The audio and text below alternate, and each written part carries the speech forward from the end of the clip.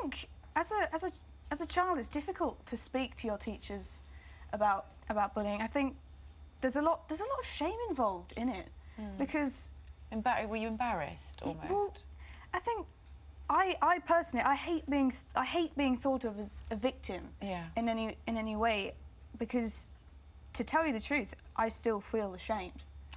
Your fault? You feel ashamed that you were bullied? Yeah.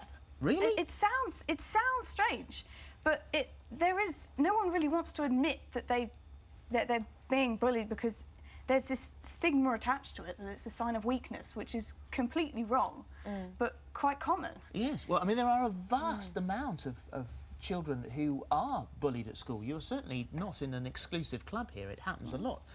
We were talking about it this morning. And to varying degrees, you've got to differentiate between actual bullying and teasing and ribbing and all of those sort of things that kids generally do to each other. But you had no reason to be ashamed, and still have no reason to be ashamed that this happened to you. Yeah. The school said, what did you do, Jacqueline? Because the school, we asked the school, and they said that Ellie's parents never reported any incident of bullying when she was at the school. Her parents wanted to put Ellie into an all-girls school, and that was the reason that they gave when they took her out. We'll talk about that in a second.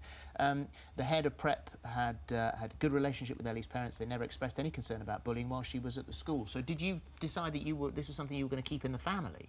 I think this actually shines a light on the problem, is that it's very, very difficult when your child is being excluded because they are different in some way, and we're all different in some way.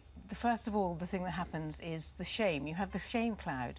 I mean, you seemed surprised to hear that Ellie is ashamed, but she is so ashamed, because 8 years of being excluded. If you invite a whole class to a party and the child is not invited, that message you're giving that child is they are not acceptable to any of their peers. If that happens and the whole class excludes a child for 8 years, I mean, with Tom and Ellie, it was 8 years of bullying, both of them, in 4 schools in Norwich. And it wasn't hitting, it wasn't... It was exclusion, and the damage it's given.